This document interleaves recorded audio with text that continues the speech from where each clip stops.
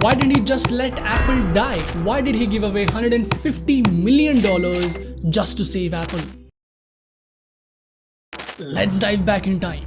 1990s. Apple had just removed Steve Jobs from his own company because of his disagreements with the higher management. While he was gone, Apple saw a steady downfall and was almost about to fail. It was so disastrous that Apple had just 90 days of operating cash left. Meaning, Apple had only 3 months of money left, and after that, Apple was going bankrupt. But why? Because their products were failing and nobody was buying from Apple. Meanwhile, Steve Jobs started another company called Next. This company was acquired by Apple in 1997 just to bring back Steve Jobs. They wanted the brains of Steve Jobs just to turn around this disaster. And obviously, Steve Jobs didn't want to see his brainchild die in front of his own eyes. Hence, the only move left to save his company was going to his competitor, Bill Gates. Now, let me give you some background about Bill Gates and Microsoft.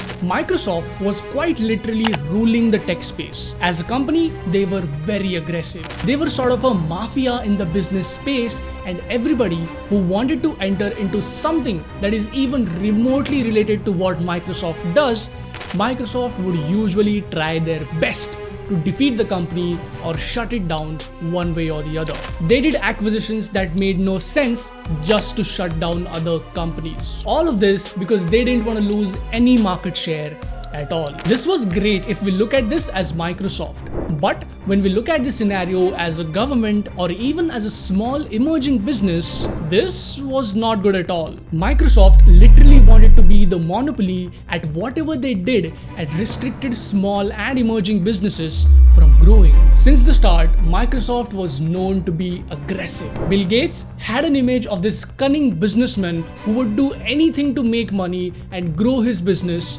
no matter what. People began hating Bill Gates, and soon enough, the government was after him.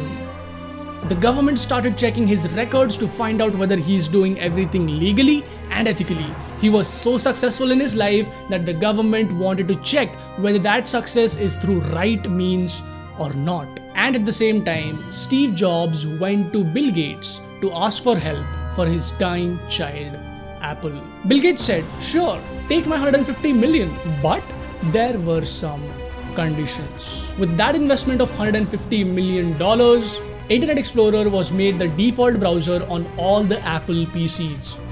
Also, Apple was committing that Microsoft apps will be launched on all Apple devices for the next 5 years. This partnership was very strange and nobody liked it at all. But Bill Gates thought this through. This wasn't out of kindness. This wasn't because Bill liked Steve Jobs or anything at all. This was a pure business decision. And this decision not only saved Apple, but even saved Microsoft in the process. Why? Let me explain.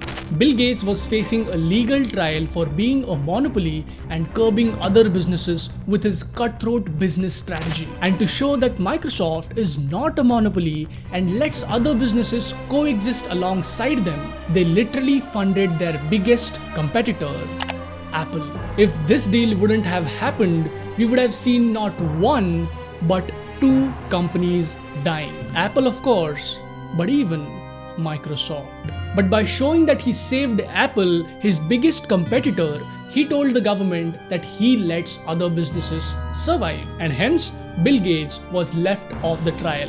This incident is a perfect example of why smart business decisions don't make sense to everybody. If you want to watch another case study of such a smart business decision, just click on this video. In that video, you would not understand why was that decision taken by showing to the public that they are losing billions of dollars, but in fact, they were winning billions of dollars. If you like this video, share it with your friends. So that was it for this video, and I'll see you guys on the other side. Subscribe.